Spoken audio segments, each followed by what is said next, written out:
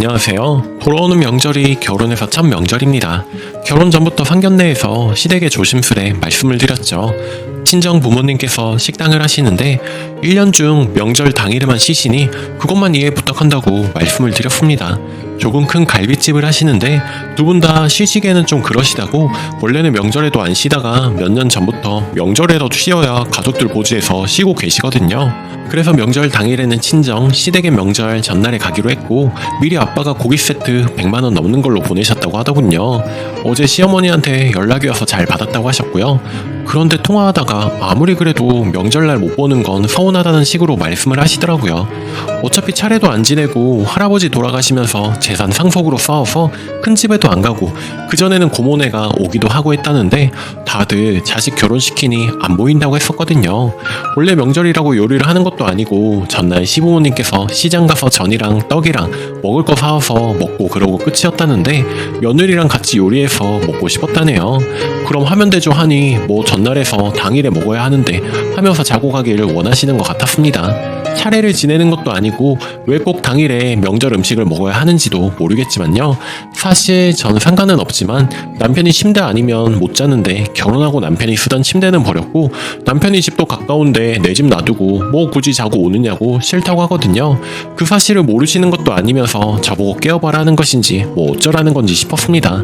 그리고 분명히 상견례 때 양해를 구해서 이야기가 끝난 상황에서 안 되는 걸 굳이 또 불편하게 말씀하시는 것도 이해가 안 가더군요. 저도 슬슬 짜증이 나서 남편이 싫다는 걸 어쩌겠어요 해버렸더니 그랬더니 이래서 아들 새끼는 키워봐야 다 소용이 없다. 땡땡이나 너나 혹 키웠다. 너희는 어쩜 부모 속을 몰라주냐.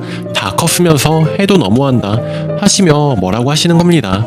그래서 어머님 자식같이 생각해 주시는 건 감사하지만 그래도 절 키우시진 않으셨잖아요. 저는 부모님이 따로 있어요. 그렇게 말씀하시면 저희 친정을 욕보이는 거 아니겠어요?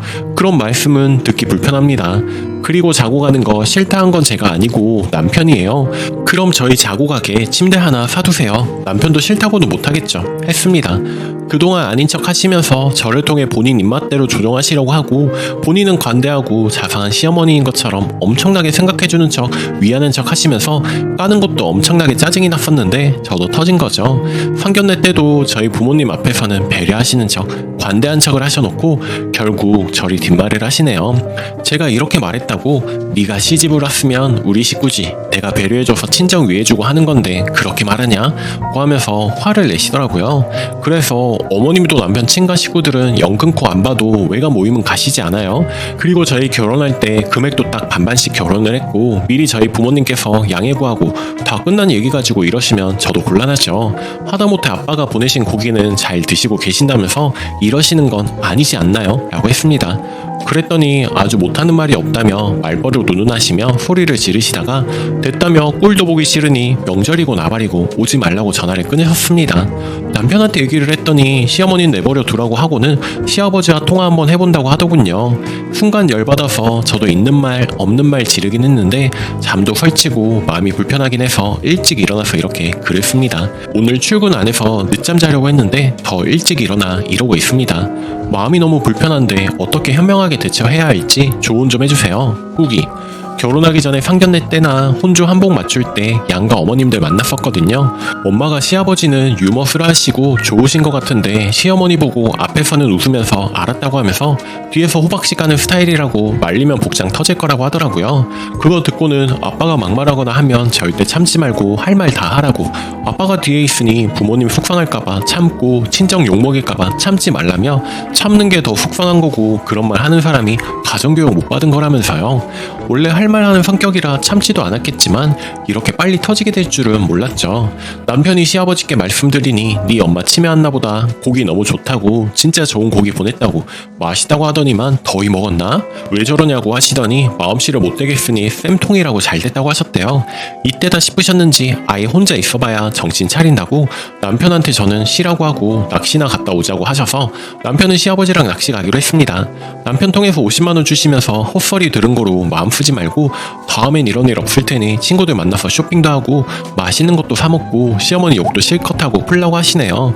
남편 말로는 전복이랑 과일 세트 내일 시아버지가 가져다 주신다고도 하고요. 남편도 시어머니 때문에 민망하다고 진짜 미안하다고 하니 이번에는 친정에는 알리지 않고 조용히 넘어가 볼까 합니다.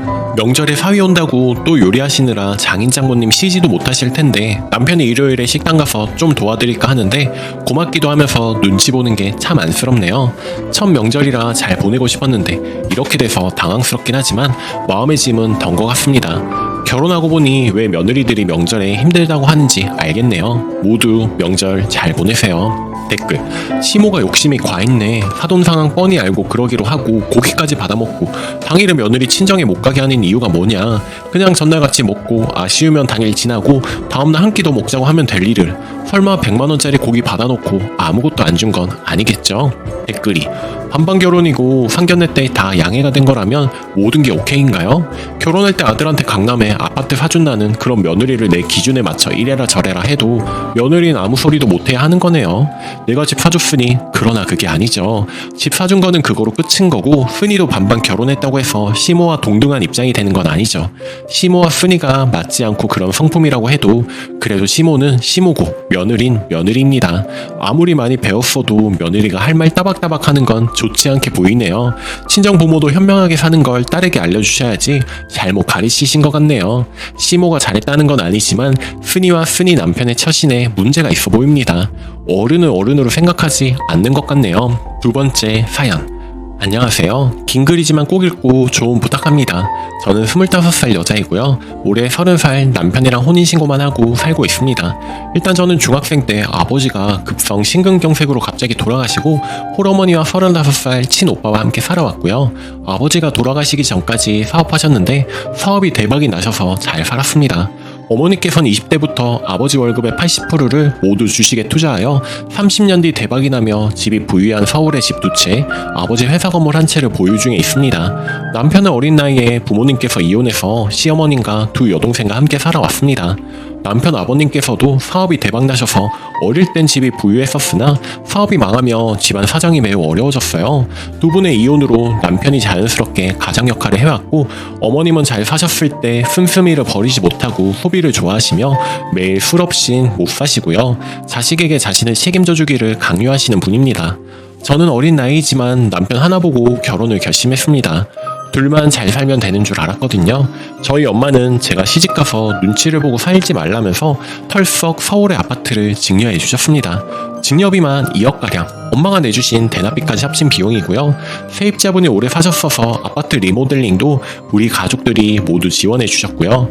그리고 이번엔 아버지 회사가 있던 자리 50평짜리 땅이 엄마 거라 거기다가 4층짜리 다가구 주택을 지어서 1층은 저희 상가를 주시고 2, 3, 4층 세대 분리를 해서 가족들 다 같이 살기로 했습니다. 물론 명의도 각자 명의로 해주시고요. 계약하고 설계 단계입니다. 반면 시어머님은 본인 사시는 것도 힘드셔서 해줄 수 있는 게 아무것도 없다시더라고요. 남편은 학자금 대출 5천만 원 들고 왔습니다. 사실 문제가 되지 않았어요. 워낙 가정 형편이 어려운 것도 알고 있었고 학자금 대출도 같이 갚아갈 예정이었기 때문이었습니다. 남편 혼자 힘으로 어릴 때부터 부모의 지원 없이 대학 등록금도 본인이 밤새워 벌고 거기에 공부까지 열심히 해서 매번 장학금도 받아왔으며 꿈이 조종사라 미국 가서 자격증을 따와야 했는데 그때 학자금 대출을 받았던 겁니다. 이런 모든 사정을 알았기에 그동안의 남편이 너무 안쓰럽고 대견하여 같이 갚아나가기로 하였고 저희 엄마도 아무런 조건 없이 남편을 받아들여 주셨습니다. 문제는 결혼식을 준비하면서 일어났는데요. 남편 쪽에서 지원받기 어렵다는 것을 알기에 양가 어머님들 도움 하나 없이 결혼식만은 우리 힘으로 해결해 보기로 하였고 작은 결혼으로 정말 작게나마 어머님들을 위해 효도하는 마음으로 하기로 했었습니다. 원래는 결혼식도 안 하려고 하다가 조촐히 시근하기로 했죠. 저희 엄마는 사회 초년생인 너희가 돈이 어디 있다고 그러냐면서 우리 쪽에서 다 해줬는데 이번엔 도저히 못 참겠다며 양가 돈을 모아서 결혼식 준비하는 걸로 시어머님께 전화해서 말씀드리겠다. 아들 장가 보내면서 어쩜 아무것도 안 할 수가 있느냐 하셨지만 제가 몇 달을 설득해서 엄마 마음도 겨우 돌려놓았습니다. 스몰 웨딩 생각보다 비용이 많이 들더군요. 저는 다니던 직장에 아르바이트까지 추가로 구해 겹벌이를 뛰며 결혼 비용을 모았고 제 입에 들어가는 음식값도 아까워 하루에 한 끼 먹어가며 온종일 일을 했습니다. 남편과 결혼식 얘기를 하며 축의금 들어오는 건 식장 대여비만 충당하고 나머지는 양가 어머님들께 그대로 다 돌려드리자. 이건 부모님께서 그동안 쓰셔오신 것에 대한 돈이니 우리 돈이 아니다 라고 하였고, 양가 부모님께도 말씀을 드렸습니다. 그런데 생각지도 못한 일이 생겼네요. 전화를 받으신 시어머님은 내가 그동안 뿌려온 돈인데 축의금을 누구 마음대로 쓰느냐 노발대발 하시더라고요. 남편은 전화기를 붙들고 연신 엄마 죄송합니다 라고 외쳤습니다. 그렇게 몇 달간 화가 난 시어머님은 남편에게 전화 한 통도 안 하셨으며 제 연락 또한 안 받으셨습니다. 그렇게 죄송하다고 고개를 숙인 지 몇 달 만에 시어머님은 화를 푸셨으며, 반면 저는 이 사건을 겪으며 온갖 정이 다 떨어졌습니다. 시어머님께서 홈플러스에서 근무하시는데 직장 동료한테 들었다면서 결혼식을 왜 여자 쪽인 서울에서 하느냐, 남자 쪽에서 해야지 이런 말씀을 하시며 본인 식구들이 서울로 올라가니까 버스 전세도 해달라고 하시더랍니다. 남편 본가가 청주거든요. 축의금 한 푼도 못 쓰게 하신 분이 요구하는 건 엄청나게 많으시더라고요. 집을 저희 쪽에서 해왔는데 사실 서울에서 결혼식을 하는 게 맞는 거 아닙니까? 결혼식까지만 참자라는 심정으로 살았습니다. 그런데 시어머님께서 결혼 전 남편이 매주 아니면 격주로 보러 왔으면서 지금은 왜 안 보러 오냐 화가 잔뜩 나셔서 전화가 오더라고요. 저희는 차가 없어서 버스를 타야 하는데 2명 왕복 비용과 음식 사드리는 비용을 쓰면 저희는 결혼식 날까지 축의금도 건드릴 수 없는 상태에서 결코 예산을 확보할 수가 없었습니다. 남편은 엄마가 못 쓰게 하는 바람에 이런 거 아니냐, 축의금 다 쓴 것도 아니었고 대관 비용 500만원 가량만 양가 축의금으로 퉁치고 나머지 드린다고 했었고, 그것만 아니었어도 엄마 보러 내려갔다, 엄마가 이렇게 만들어 놓고 왜 엄마 사정만 얘기하고 엄마 서운한 것만 말하냐 하더라고요. 이런 남편의 말에 시어머님은 네가 말에 싸가지 없이 해서 내가 화난 걸 누굴 탓하냐, 아 됐고 이번 명절에 와서 삼촌 아들 내년에 고등학교 올라가니까 와서 돈을 줘라 하고 명령을 하시더라고요. 남편이 워낙 효자라 싫은 소리 그동안 단 한 번도 해본 적이 없으며 우리 어머님 이런 사람이었습니다. 그 모습을 보니 정말 안 되겠더라고요. 저는 결단을 내렸습니다. 이렇게 살다간 그냥 다 시댁 식구들 먹여 살리면서 살아야겠구나. 심지어 본인 취미생활하게 매달 남매들끼리 돈을 모아서 용돈을 달라 상견례 자리에선 저희 엄마 앞에 놓고 우리 아들이 저 집 사주기로 약속했다 이런 말을 서슴없이 하시고, 어머님 뵈러 가면 저한테도 우리 아들이 집 해주기로 했는데 언제 해주려나 수도 없이 말씀을 하셨습니다. 저희 부부 단 한 번도 싸워본 적이 없는데 시댁일로 매번 울고불고 싸웠습니다. 결국 결혼식 위약금 다 물더라도 하지 말자 결정하게 되었습니다. 시댁에서는 난리가 났고 온 식구들, 시어머님, 할머님, 삼촌, 남편 동생, 저와 남편을 비난하기 시작을 했습니다. 그렇게 남편은 또 한 번 가족에게서 버림을 받았고, 엊그제 남편 막내 동생한테 연락이 왔습니다. 엄마가 키워줬으면 그걸로도 감사해야지, 실망이다. 아들로서 최소한의 도리를 하라며 시어머니 미국 유학 갔을 때 해준 2천만 원을 갚으라는 내용의 글이었습니다. 네, 맞아요. 남편이 살면서 처음 어머님께 도움을 받았다라고 하더라고요. 밥도 못 먹으면 미국 생활하는 아들 안쓰러워서 2천만 원 대출받아서 해줬다고 했습니다. 그 대출 때문에 내년이면 시어머님은 다시 이사를 가야 하는데 대출이 나오지 않아서 남편 때문에 못 간다고, 매일 일하시는 분이 새남매 등록금 한번 내준 적도 없고 매번 용돈을 받아 쓰고 술도 매일 사드리고 여행도 자주, 심지어는 집 앞 5분 거리가 직장인데 차도 있고 핸드폰도 제일 최신거 쓰시더라고요. 저희 엄마는 아버지 돌아가시기 전까지 핸드폰 한번, 차 한번 보유해 보신 적이 없으십니다. 아버지 돌아가시고 아버지가 쓰시던 핸드폰 그대로 처음 사용해 보시는 거 맞고요. 옷도 시장에서만 사 입으세요. 이런 말 하면 안 되지만 기생충 같은 시댁 식구들을 어찌 해야 할까요? 안 같아서는 뒤집어 엎고 인연 아예 끊어버리고 싶은데 망설여집니다. 후기. 정말 지금 눈물이 너무 많이 납니다. 술 한잔해서 더 그런 걸까요? 아직은 많이 힘듭니다. 사실 저는 꼭 이 사람과 결혼하고 싶었어요. 처음부터 어려운 가정 형편 알고도 좋아할 만큼 좋아했었거든요. 그런데 결혼 준비하면서 너무 앞이 불보듯 뻔히 보이고 친정에서도 결사 반대하는 이 결혼을 진행할 수가 없었습니다. 무엇보다 효자고 마음 약한 이 사람을 보면서 미래가 안 보였다고 할까요? 결국 저희는 파혼을 했습니다. 그 와중에도 저에게 위자료 등등을 요구하시는 그분을 보면서 정말 씨가 떨리고 제 결정에 확신해주네요. 하지만 이 이별이 너무 힘들기는 합니다. 시간이 해결해줄까요? 정말 결혼해서 이혼하지 않고 파혼한 게 조상님이 도와주신 것 같네요. 그동안 조언해주신 모든 분들께 정말 감사의 말씀을 드리겠습니다. 감사합니다. 댓글. 완전히 한쪽이 기우는 결혼하는데도 지 엄마한테 끌려다니는 놈인데 결혼하면 거참 볼만하겠네. 나 같으면 님 같은 남자랑 결혼하면 부모님과 연 끊는 한이 있어도 황금 거위인 남자 절대 안 놓치려고 납작 엎드려 부모님 처신 똑바로 시키겠구만. 앞날이 훤하네요. 오늘 제가 준비한 사연은 여기까지입니다.